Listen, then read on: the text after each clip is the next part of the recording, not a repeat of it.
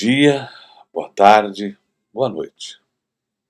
Estamos aqui, mais uma vez, reunidos em prol de elevarmos os nossos pensamentos a Deus nosso Pai, a Jesus, nosso irmão maior, e aos espíritos do plano espiritual superior, que estejam todos conosco neste momento, para que nos inspirem a compreender melhor aquilo que foi esculpido nas alegorias, nas parábolas trazidas por Jesus nos evangelhos, que foi observado como sendo uma moral de comportamento perfeita, e que nós, simples e ignorantes e distantes de uma prática concreta de tudo aquilo que Jesus trouxe, e na época ainda éramos mais ignorantes e menos compreendedores. Vem o Espiritismo e nos esclarece muito, se não tudo, daquilo que Jesus falou por parábolas e que hoje temos melhor condição de compreender. O Espiritismo de Allan Kardec, através de suas obras, esclarece muito daquilo que precisamos para compreender o que ainda não havia sido compreendido do cristianismo puro, e assim consigamos galgar algum elevamento nas nossas condições e possamos evoluir mais e mais em direção à angelitude, para que possamos, juntos, avaliar, pensar, refletir e daí talvez compreendermos um pouco mais. Naturalmente, e muitas vezes, caem as mesmas lições e não nos aflijamos com isso. Caírem as mesmas lições significa leiamos de novo, pensemos de novo aquilo que não foi refletido, não foi compreendido, mesmo com a clareza toda de Kardec, da última vez que caiu aquela lição. O professor Herculano Pires, que foi o melhor tradutor para o português da obra de Kardec, dizia isso. Dizia que cada vez que ele se debruçava sobre a obra de Kardec, ele percebia algum detalhe que lhe havia fugido na vez anterior em que lera aquela mesma passagem, aquele mesmo trecho. Meus irmãos e irmãs do caminho, elevemos o pensamento. O capítulo é o capítulo 4. Ninguém pode ver o reino de Deus se não nascer de novo. O item que nos caiu aqui é o item 14. Quando o homem morre uma vez e seu corpo separado, em que se torna ele? Tendo o homem morrido uma vez, poderia ele reviver de novo? Nesta guerra em que me encontro todos os dias de minha vida, estou esperando que chegue a minha mutação. Jó, capítulo 14, versículos de 10 a 14, segundo a tradução de Sassi. Quando o homem morre, perde toda a sua força e expira. Depois, onde ele está? Se o homem morre, tornará a viver? Esperarei todos os dias do meu combate, até que chegue a minha transformação. Essa é a tradução protestante de Osterwald. Quando o homem está morto, sempre vive. Findando-se os dias da minha existência terrestre, esperarei, porque a ela voltarei novamente. É o mesmo trecho, com a tradução da versão da Igreja grega. O princípio da pluralidade das existências está claramente expresso nessas três versões. Não se pode supor que Jó quisesse falar da regeneração pela água do batismo, que ele certamente não conhecia. Tendo o homem morrido uma vez, poderia ele reviver de novo? A ideia de morrer uma vez e reviver implica a de morrer e reviver muitas vezes. A versão da Igreja grega é ainda mais explícita, se possível. Findando-se os dias da minha existência terrestre, esperarei, porque a ela voltarei novamente. Quer dizer, eu voltarei à existência terrena. Isso é tão claro como se alguém dissesse: saio de casa, mas a ela voltarei. Nessa guerra em que me encontro todos os dias de minha vida, estou esperando que chegue a minha mutação. Jó quer falar, evidentemente, da luta que sustenta contra as misérias da vida. Ele espera a sua mutação, ou seja, ele se resigna. Na versão grega, a expressão esperarei parece, antes, aplicar-se à nova existência. Findando-se os dias de minha existência terrestre, esperarei, porque a ela voltarei novamente. Jó parece colocar-se após a morte, num intervalo que separa uma existência de outra, e dizer que ali esperará o seu retorno. Não é, pois, duvidoso que, sob o nome de ressurreição, o princípio da reencarnação fosse uma das crenças fundamentais dos judeus, e que ela foi confirmada por Jesus e pelos profetas de maneira formal, donde segue que negar a reencarnação é renegar as palavras do Cristo. Suas palavras um dia constituirão autoridade sobre este ponto, como sobre muitos outros, quando forem meditadas sem partidarismo. A essa autoridade de natureza religiosa virá juntar-se, no plano filosófico, a das provas que resultam da observação dos fatos. Quando dos efeitos se quer remontar às causas, a reencarnação aparece como uma necessidade absoluta, uma condição inerente à humanidade. Em uma palavra, como uma lei da natureza. Ela se revela pelos resultados de maneira, por assim dizer, material, como o motor oculto se revela pelo movimento que produz. Somente ela pode dizer ao homem de onde vem, para onde vai, por que se encontra na Terra e justificar todas as anomalias e todas as injustiças aparentes da vida. Nota do autor e depois do tradutor. Do autor. Para o desenvolvimento do dogma da reencarnação, ver o Livro dos Espíritos, capítulos 4 e 5, o que é Espiritismo, e capítulo 2, ambos de Allan Kardec. A pluralidade das existências, de Pesani, e aí a nota do tradutor. A palavra dogma figura aqui no sentido racional e não fideísta, como princípio e não como dogma de fé. O Espiritismo não é dogmático no sentido religioso da palavra, mas tem princípios fundamentais, que filosoficamente são chamados dogmas. Sem o princípio da pré-existência da alma e da pluralidade das existências, a maior parte das máximas dos evangelhos são ininteligíveis e, por isso, tem dado motivo a interpretações tão contraditórias. Esse princípio é a chave que deve restituir-lhe o verdadeiro sentido. Pois bem, meus irmãos e irmãs, amigos do caminho. A lição hoje é clara, já foi lida essa lição neste canal.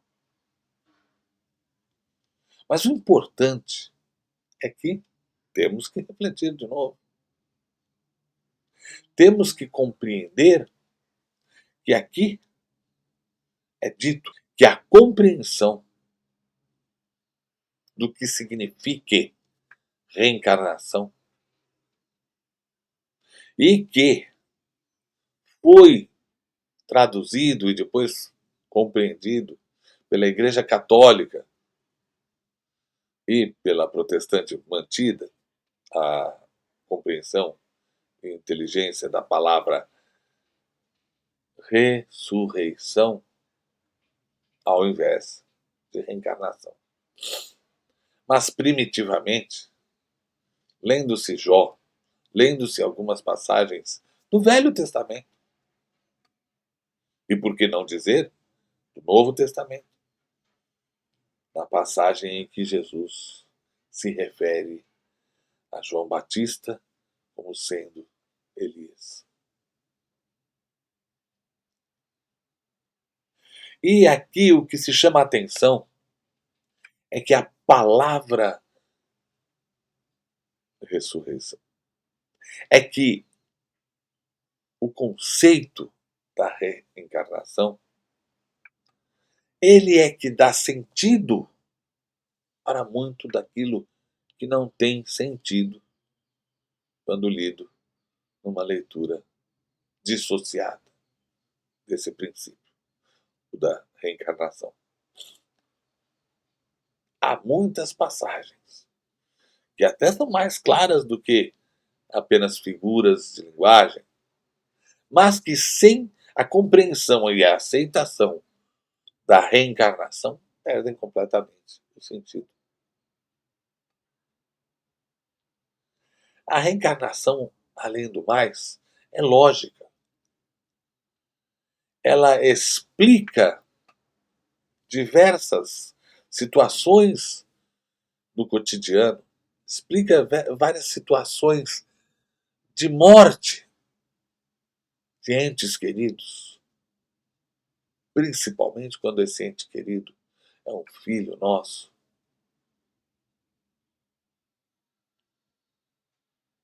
Cuja mente, como se diz na idade, nos tempos de hoje, buga, porque o natural, segundo a maioria das vezes, é que os mais velhos partam primeiro. Mas não só nessa situação triste demais, mas em outras situações.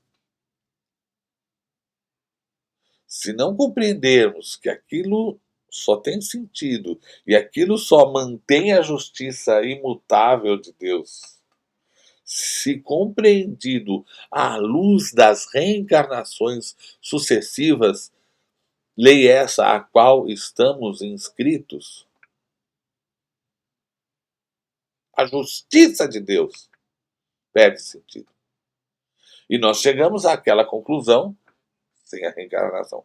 Tira a reencarnação, tira a explicação da reencarnação e fiquemos só com a ressurreição, que até agora só se tem notícia daquelas que estão ali na Bíblia, né? Afinal de contas, Jesus ressuscitou mortos e ele próprio ressuscitou, segundo está lá no Evangelho da Bíblia pura e simples. Não é? Agora, a reencarnação ela traz uma nova perspectiva, uma perspectiva que dá sentido e justiça e restabelece a justiça imutável de Deus. Por isso, irmãos, é imprescindível de compreendê-la, mas compreendê-la pela razão. Porque ela é lógica. Ela é lógica. A partir do momento em que pessoas que conhecemos ou que a história conta, tão más, tão vingativas, às vezes dentro de uma mesma família, que pode ser que você conheça casos e estão lá, fazendo toda aquela maldade. Aí elas morrem, às vezes, bestamente, de excessos, de abuso de drogas, de álcool, ou mesmo por terem entrado no mundo do crime, o que quer que seja. Mesmo que não enveredem por esse caminho das drogas ou do crime. E não teve oportunidade, quer dizer, vamos dizer que essa pessoa nasceu e cresceu num seio de uma família cristã, de uma família religiosa. Nem digamos cristã, mas de uma família com princípios éticos e morais indiscutíveis. Essa pessoa não teve oportunidade, não quis, não abraçou aquela família que o gerou, vai lá e morre. Em tantas outras circunstâncias. Aonde estaria a justiça imutável de Deus? Deus não é perfeito? Todo perfeito? Cadê a perfeição de Deus? Se analisada a questão sem a imortalidade de uma alma que retorna para tentar de novo. Porque muitas fés acreditam na imortalidade da alma. Mas aquela que tem a chance de se redimir, que tem a chance de tentar de novo, cadê a justiça? Por isso, irmãos, reflitamos muito, não só na nossa situação, mas que a justiça de Deus, para ser justa, mas que as palavras de Jesus, para serem coerentes, só se tomadas com o princípio da reencarnação, como sendo um dogma, como disse o professor Herculano na nota de tradução, no sentido filosófico, como princípio basilar do Espiritismo. Agora, Senhor, agradeçamos por este momento de oração e reflexão e estudo. Levantemos os nossos pensamentos. Pensemos e peçamos a Deus a misericórdia e o amparo de que precisamos. Que a ajuda venha de acordo com a necessidade de cada um de nós. Mas também, de forma humilde, peçamos por quem está em dificuldade pior do que a nossa, ou menor do que a nossa, mas que precisa de alívio. Peçamos por quem está nos hospitais, por quem está nos países onde tem guerra, por quem está em condição de miséria financeira, que não tem sequer um prato de comida, que está em insegurança alimentar e que tenha a misericórdia e o amparo pelos doentes de todo grau de doença, que tenham fé e que recebam esse nosso pensamento de alívio e que recebam esse amparo e proteção de que precisam. Pai nosso, que estais nos céus, santificado seja o vosso nome. Venha a nós o vosso reino. Seja feita a vossa vontade, assim na terra como no céu. O pão nosso de cada dia nos dai hoje. Perdoai as nossas ofensas, assim como nós perdoamos a quem nos tem ofendido. E não nos deixeis cair em tentação, mas livrai-nos do mal. Porque teu é o reino, o poder e a glória para sempre. Que assim seja. Graças a Deus.